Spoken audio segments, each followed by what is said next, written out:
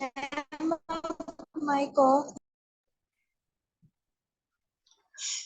अच्छा, गेस्ट्राइटिस हम लोगों ने पढ़ना है। गेस्ट्राइटिस जो है, मैंने आपको कल एक चीज बताई थी, अगर किसी के भी एंड पे आइटिस आ जाए तो उसका मतलब क्या होता है? इन्फ्लेमेशन। इन्फ्लेमेशन, बिल्कुल। तो गेस्ट्राइटिस का मतलब है इन्फ्लेमेशन ऑफ गैस्ट्रिक म्यूकोजा। इसकी आपने डेफिनेशन याद करनी है। वो आपसे कह सकता है define gastritis and write the clinical features और इन्वेस्टिगेशंस ऑफ गेस्ट्राइटिस। ठीक है। कभी कभी तो वो बिल्कुल straight to the point question देते हैं, लेकिन कभी वो सिनेरियो बेस्ड जब क्वेश्चन देते हैं तो उसमें वो उस क्वेश्चन में वो आपको प्रेजेंटिंग फीचर्स बता देते हैं।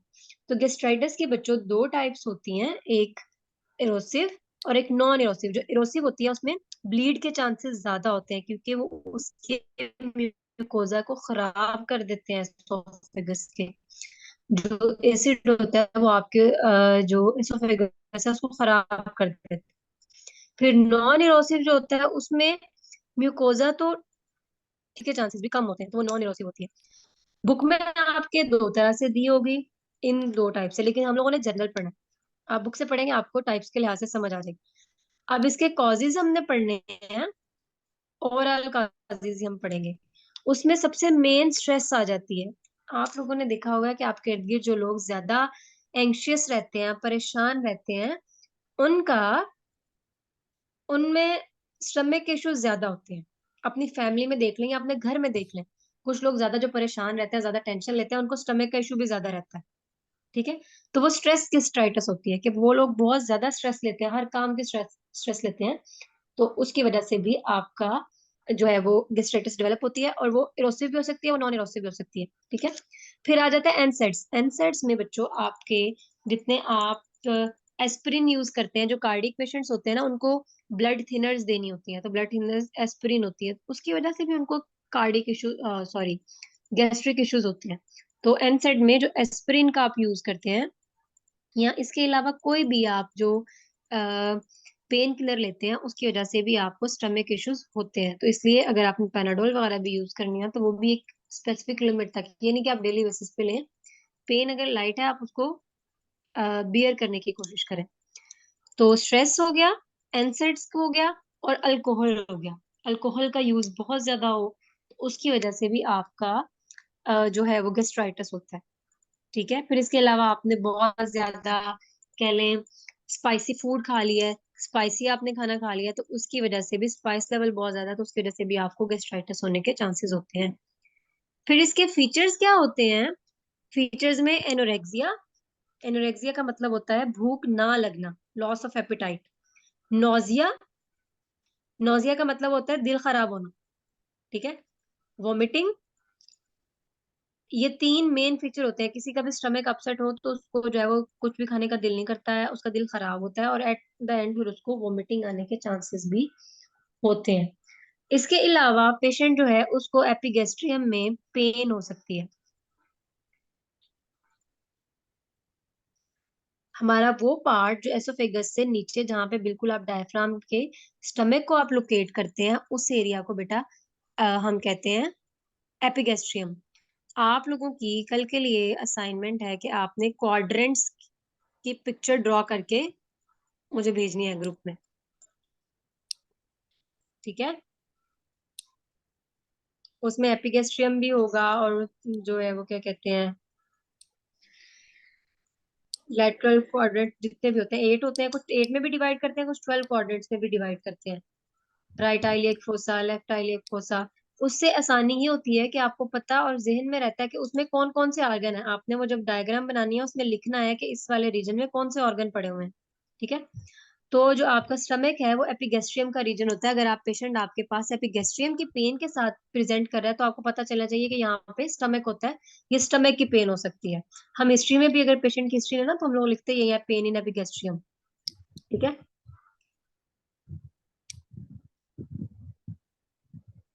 माइक किसका ऑन है?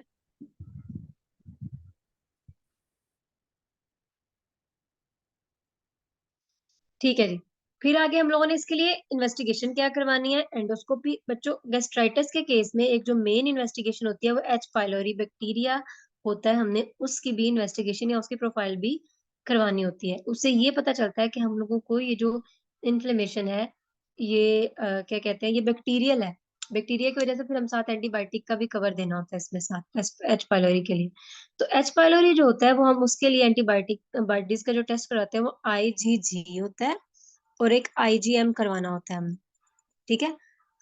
हम लोगों ने इस तरह से आईजीजी और आईजीजीएम एंटीबॉडीज का ये होता है, अगर कोई ओल्ड है तो वो आईजीजी एंटीबॉडीज प्रेजेंट होगी, यानी कि अगर पेशेंट में आईजीजी एंटीबॉडीज आ रही है तो इसका मतलब है ये ओल्ड इन्फेक्शन है। अगर एम पॉजिटिव आ रहा है तो इसका मतलब है न्यू है।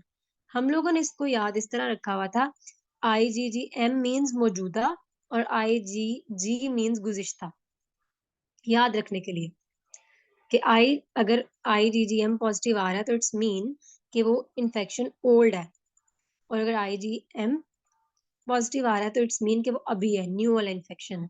ठीक है, ये बात क्लियर हुई?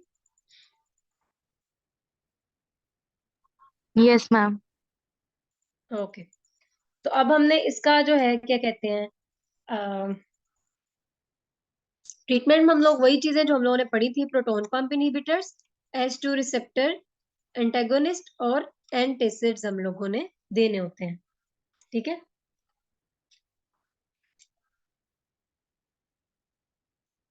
फिर इसके अलावा हम लोग इसमें एक और जो इसके इन्वेस्टिगेशन में हम फीकल टेस्ट भी करवाते हैं। फीकल टेस्ट यानी कि हम लोगों को पेशेंट की अगर आपने जो है वो ब्लड टेस्ट से करवाना है तो ब्लड टेस्ट में आपको जो एच पाइलोरी डिटेक्ट हो सकता है, और हो सकता है उसके जो है वो क्या कहते हैं फीकल में, या कह लें जो हम स्टूल टेस्ट करवाते हैं उसमें भी जो है वो डिटेक्ट हो सकती है एच पाइलोरी। ठीक है। मोस्टली जो पेशेंट गेस्ट्राइटिस के होते हैं उनमें H pylori positive normally Pakistan में या बाहर नॉर्मल हर पेशेंट जो है उसमें ये आ सकते हैं, पॉजिटिव आ सकता है। लेकिन अगर उनको इन्फेक्शन बहुत सीवियर वाला है फिर उसका ट्रीटमेंट बहुत जरूरी होता है, वरना फिर वो बाद में यही जो हम लोगों ने पढ़ा आज, एसोफेगस का कार्सिनोमा, उसके चांसेस हो सकते हैं। ठीक है। ये जनरल गेस्ट्राइटिस का टॉपिक हमने पढ़ा है, पूछते वो इसी तरह ही है, ट्रीटमेंट सबका सेम है। सिर्फ ये पता होना चाहिए इरोसिव गेस्ट्राइटिस क्या होता है, नॉन इरोसिव गेस्ट्राइटिस क्या होता है। ठीक है।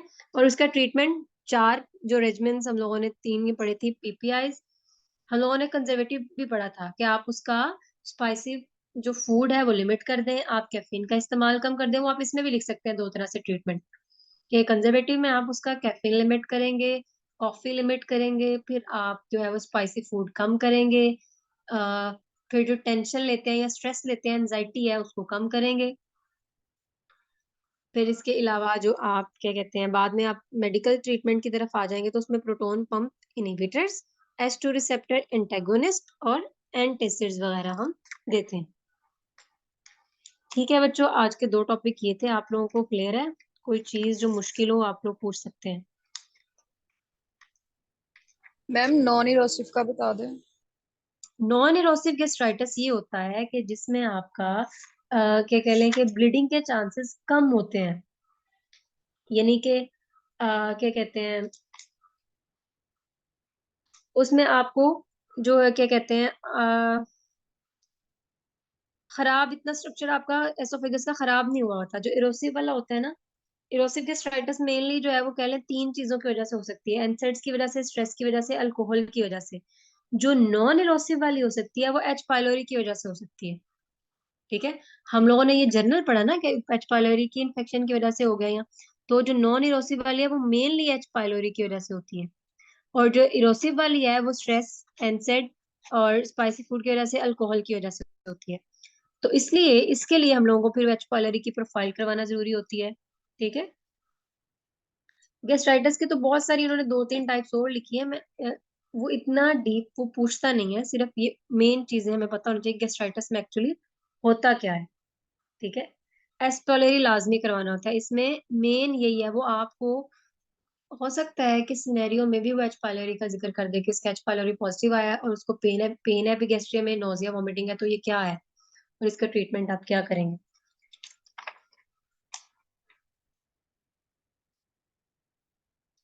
कल के लिए आपकी जो एक असाइनमेंट मैंने आपको दी उसमें एक तो आपने क्वाड्रेंट्स बनाने हैं, और एक बच्चों आपने पढ़ के आना है pernicious anaemia gastritis.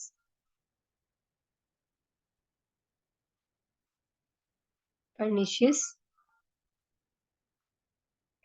Anaemia gastritis. ठीक है, ये टॉपिक आपका असाइनमेंट का, इसको नोट कर लें। एक तो आपने क्वाड्रेंट्स ड्रॉ करने हैं और उसमें लिखना है कौन कौन सा ऑर्गन किस जगह पे है, और दूसरा आपने ये पर्निशियस गैस्ट्राइटिस पे आपने लिखना है कि ये है क्या चीज, मतलब डेफिनेशन इसकी पढ़ के आनी है और लिखनी है।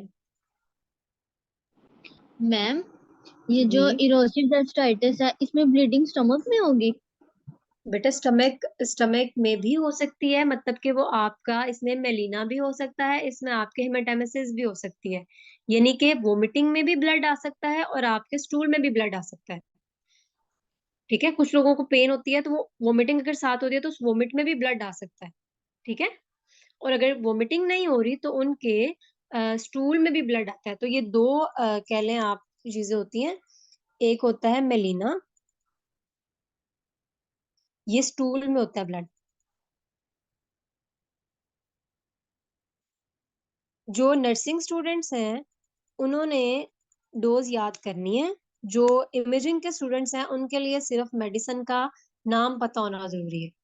ठीक है, और जो नर्सिंग के स्टूडेंट्स हैं वो डोजिंग तो मेरे ख्याल से उनका एक अलग से सब्जेक्ट है, फार्मा का या कोई भी, उसमें वो पढ़ेंगे कि कितनी डोज आपने देनी है, डोज कैलकुलेशंस भी उनको सिखाई जाती है उसमें। ठीक है, तो मेलिना जो है वो कह देते हैं स्टूल, ब्लड इन स्टूल, और जो हिमेटेमेसिस है